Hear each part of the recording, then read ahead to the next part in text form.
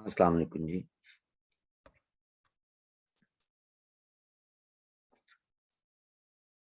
IR के paper 2 के mock session का पेपर जो आपको foreign policies of selected countries and cold war post cold war से रिलेटेड। पहला सवाल जी, उसने आपसे basically end of history and clash of civilisation. ज़ाहिर है ये फ्रांसिस फुकुयामा का आइडिया और ये सैमुअल पी हंटिंगटन का आइडिया। तो इनके बारे में पूछ लिया जी कि ये एक दूसरे के अपोजिंग है। दोनों ने ज़ाहिर है पोस्ट कोल्ड वॉर कैसी स्पेकुलेशन उसके लिए दी, उससे रिलेटेड हैं जी दोनों। तो बेसिकली इस फ्रेमवर्क में तो आपने इनका एक कंपैरिजन जो है वो ड्रॉ करना। पोस्ट कोल्ड वॉर का वर्ल्ड व्यू दोनों क्या लेते हैं जी? सही जी।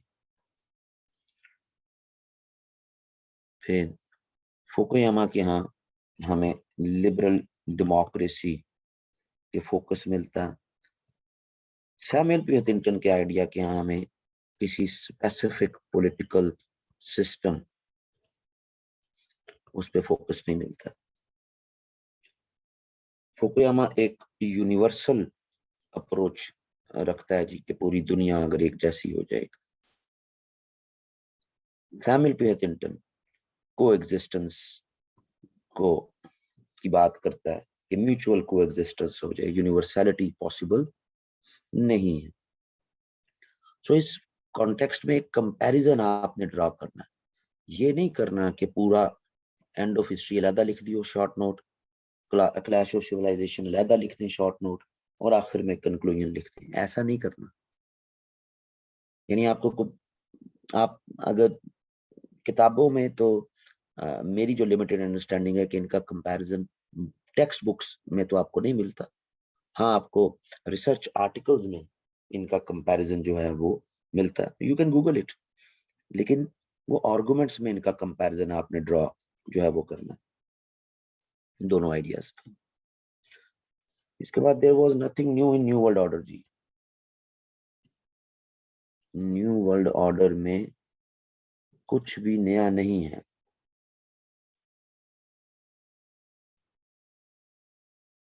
तो ये बात ठीक है जी, क्योंकि जितने भी एस्पेक्ट्स हैं जैसे liberal democracy, human rights, capitalism, open market, liberal internationalism, of course internationalism भी, ये जितने सारे एस्पेक्ट्स हैं ये तो सारे हमें throughout 20th century American order में नजर आते रहे। सो इनमें कुछ भी नया तो नहीं है। Basically there is a misconception कि हम न्यू वर्ल्ड ऑर्डर को न्यू वर्ल्ड ऑर्डर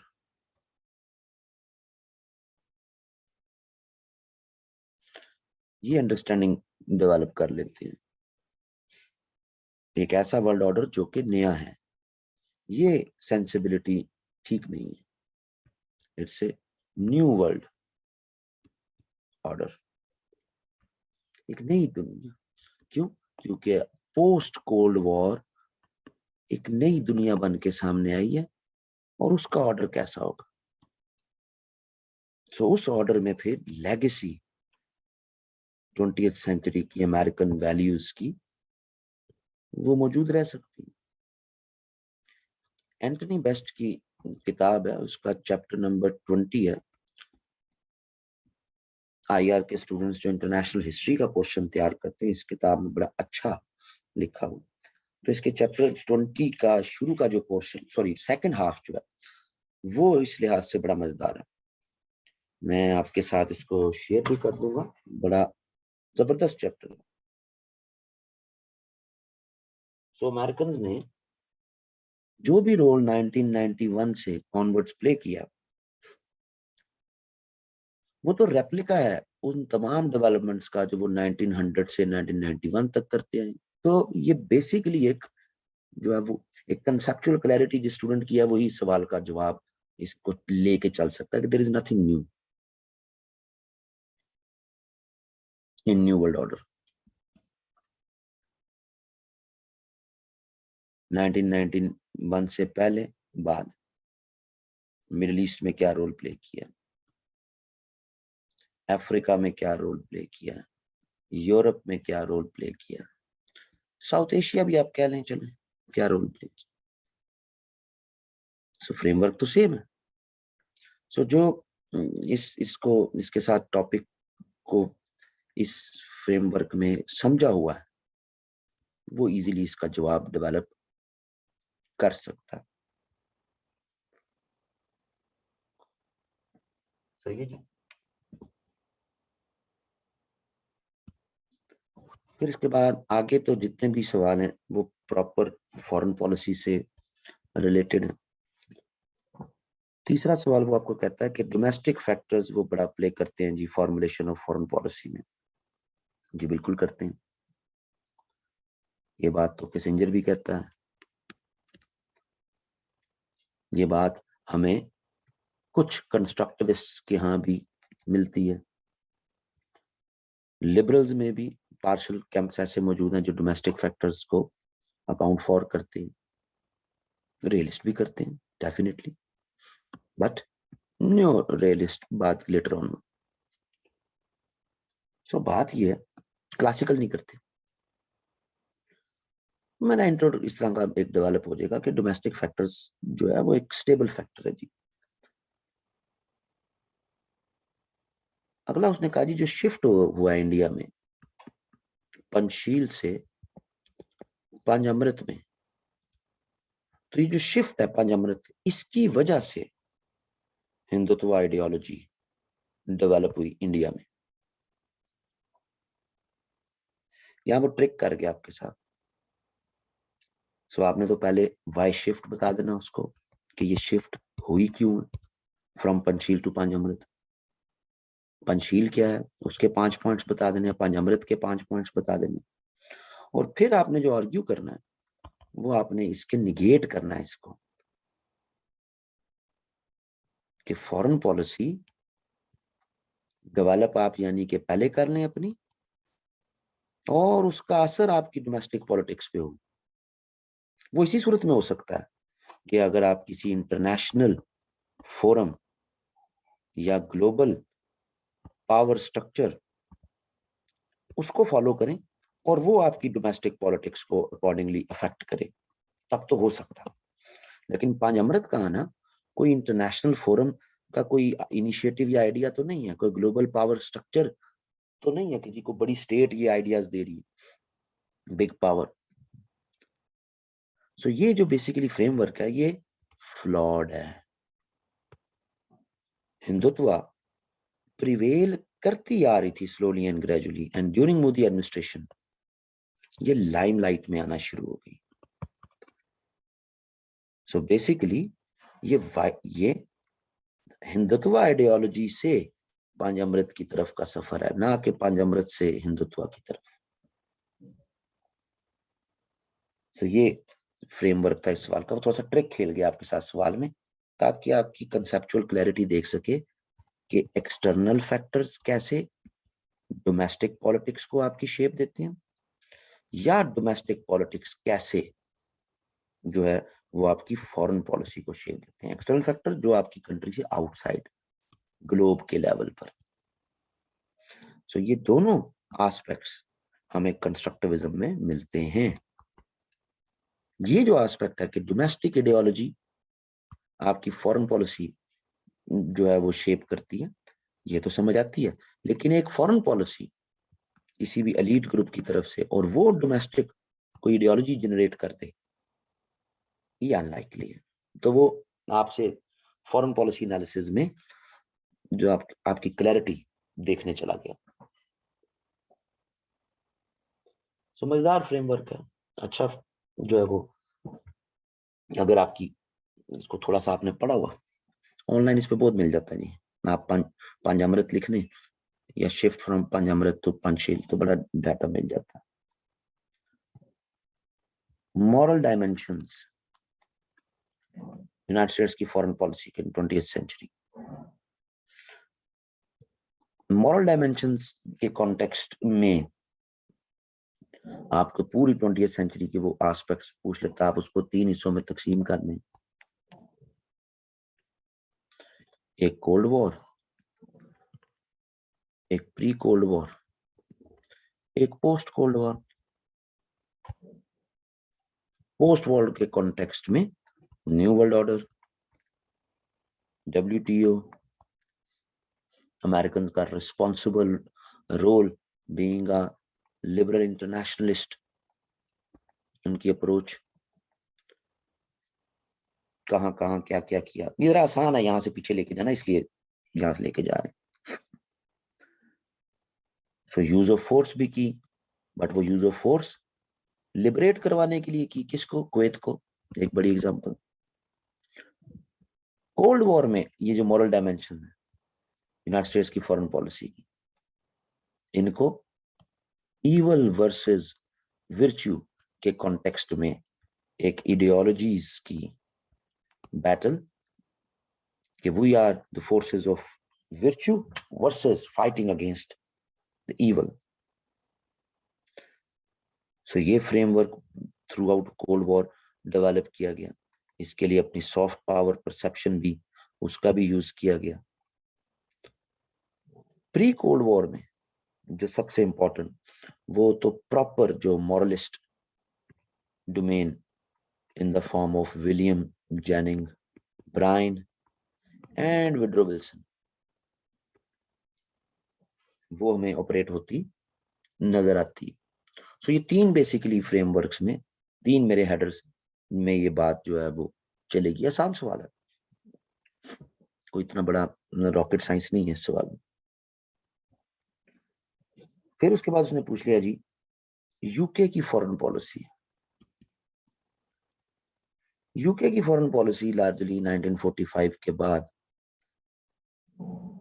उसमें यूएस फैक्टर तो मौजूद ही मौजूद है। यानी आपको अगर यूएस की फॉरेन पॉलिसी, ये पिछले सवाल में तो मॉरल डायमेंशन पूछने हैं, लेकिन ओवरऑल अगर पूछ ले यूएस फॉरेन पॉलिसी के सेलिएंट फीचर्स, तो वहां यूके फैक्टर आ जाएगा। कैसे ये स्टेट्स 1898 से लेके ऑनवर्ड्स टिल 2003 इराक वॉर, एक पूरे 100 इयर्स की हमें इनके दरमियान कंप्लीमेंट्री एंड कॉमन इंटरेस्ट इनमें डेवलप होते नजर आते हैं।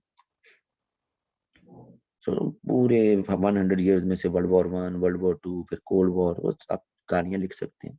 एक बड़ा फैक्टर है यूएस फैक्टर। फिर यूरोप का फैक्टर, यूरोपियन और कॉमनवेल्थ फैक्ट। कॉमनवेल्थ वो कंट्रीज जो कि कभी कॉलोनीज थी यूके की, फिर आजाद हो गई, लेकिन कॉमनवेल्थ एज एन ऑर्गेनाइजेशन इस वक्त ऑपरेटिव है। तो 50+ स्टेट्स हैं इसकी मेंबर। लो जी, अब ये ओवरलैप करते हैं एक दूसरे के साथ। यानी हम देखते हैं कि 1945 से 1973 तक कॉमनवेल्थ के साथ यूके के रिलेशंस बेहतर हैं, और इस फेज में यूरोप के साथ पॉलिटिकल एंड इकोनॉमिक डिफरेंसेस हैं। यानी इवन फ्रांस, बेल्जियम, यानी वेस्टर्न यूरोप जो आपके साथ है अगेंस्ट यूएसएसआर, लेकिन हाउ टू टैकल यूएसएसआर, इस पे भी डिफरेंसेस हैं। और इकोनॉमिक कॉन्टेक्स्ट में भी जो कस्टम यूनियन और इकोनॉमिक कम्युनिटी जो फ्रांस, बेल्जियम, इटली वगैरह ने बनाई थी, उसके साथ भी डिफरेंसेस हैं।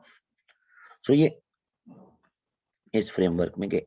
फिर 1973 से 2016 तक हमें यूरोपियन फैक्टर डोमिनेट होता नजर आता है। सो कॉमनवेल्थ कंट्रीज के साथ आपके रिलेशंस लो डाउन होते नजर आ रहे हैं।